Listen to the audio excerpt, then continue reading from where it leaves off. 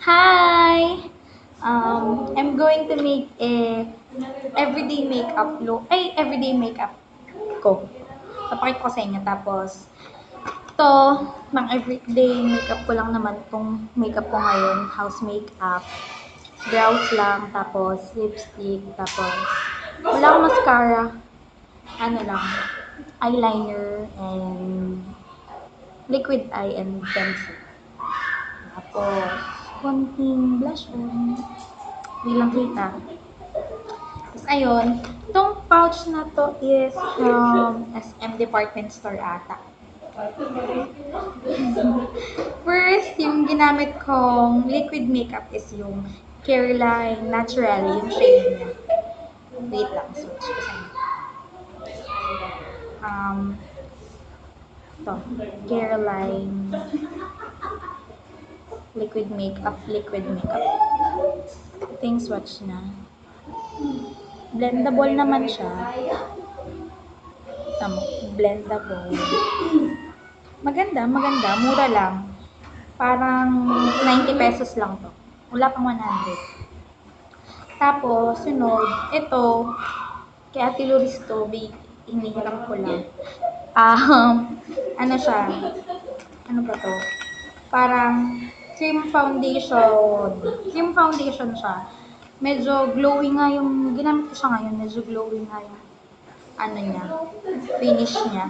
Tapos, yung brand niya is Inglot. Ewan ko, American brand ata to. So, ang ganda. 30 ml lang siya, kaya madaling maubos. Maganda.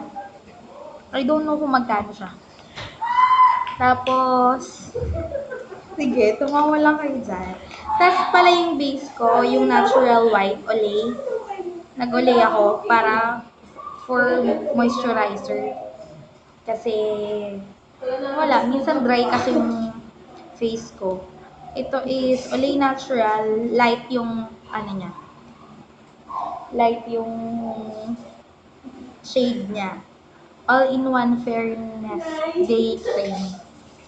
Ayan. Tapos, sa akin namang eye, eye primer, clinic, ito sa Clinic Happy to eh. Tingnan nyo. Cute lang, pang mata lang talaga siya. Naman, paubos na. Ayan. Tapos,